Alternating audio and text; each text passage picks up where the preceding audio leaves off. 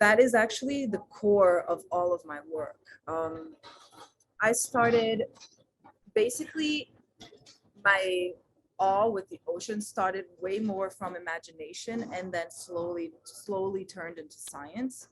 So I used to draw, I used to invent creatures that could exist in the ocean before I even understood what the ocean was. Um, and that dive that I did, which is, it wasn't a dive, it was a snorkel. It was even before this particular time when I was inventing creatures, I was at the time researching movement of clouds because, you know, at the core I was a really hippie girl. um, and then I went to Bahia that one time, and there is always this anamorphous shape and condition of clouds that I really love because it's really about the perception of who is seeing the clouds that relates to the forms that they're forming. You understand what I mean? So that was something that I was really interested in and captivated by. But then when I went to Bahia after this huge storm, I went to the beach, and the beach was covered in seaweed and algae from shapes and sizes and colors, different, all different ones. And while I was walking at the beach, these formations of algae designed on the sand were the same anamorphous shapes that I was looking in the clouds. So that connection for me was like land and sky was immediate. And then I started drawing these algae that were like these shapes and forms that were very fluid. And that's how I got into the ocean for the first time. And then the crazy thing about my work is every time I dive or every time I have a connection with the ocean that is real, I moved closer to science. Um, because it started to show me exactly what it was there. And the reality was just as good as, if not even better than what I could imagine. So that understanding was what shifted my practice from an imaginative based practice to a scientific based practice. Um, I was I went again after that. I went to Bahia again because Bahia is my love. Like I've been there many times, and that's my my first connection and my first understanding of the ocean came from there. So one of the other times I was in Bahia, I was sitting at the beach with my notebook and drawing these floating islands that I would call them at the time. That was this mix in between the ethereal movement of a cloud and the fluidity of the line of the algae that I saw on the sand.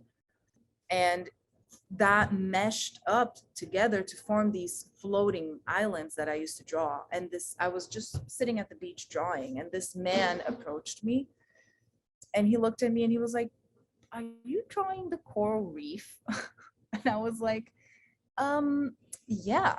And then he was like, "Well, have you ever seen them for real? Because, you know, like, it doesn't seem like you have." And then I was like, "Yeah, you're this guy, you know." And then I was like, "Yeah, you're right. I haven't seen them with my own eyes, but I would love to." And then I, you know, started drawing again. The guy disappears, vanishes. 20 minutes later, he comes to me with a pair of snorkels and fins. He looks at me and he's like, "Okay, so I'm going to take you to see the reef because it looks like you need to meet them."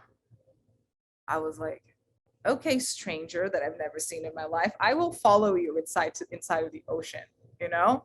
But I wasn't Bahia. Bahia is, it's just, there's a movement, a magical movement about that state that is different from everywhere else that I've been.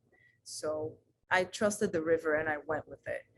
Um, and then we were walking and talking about my experiences, and you know, I am an artist and whatever. And then we get to this barren beach, and he was like, "Well, it's here. Let's go in." Once we were in, and I had like we were swimming, and we got to the point where he wanted to show me. He's kind of looked at me while we were swimming, and he said, "Are you ready?"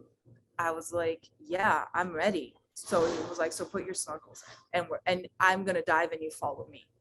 I was like, "Okay."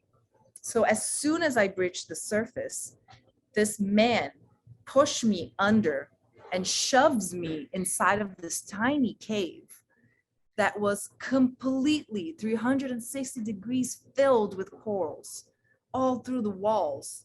And there were cracks on the top, and the light was penetrating it, revealing and obscuring colors and shapes and forms and textures. In the bottom, I saw a spotted ray and tiny little fish swaying from side to side, like, and tiny little critters just grabbing marine snow. That was the epitome of the change of my life. That moment shaped everything that I've worked through for the past 14 years.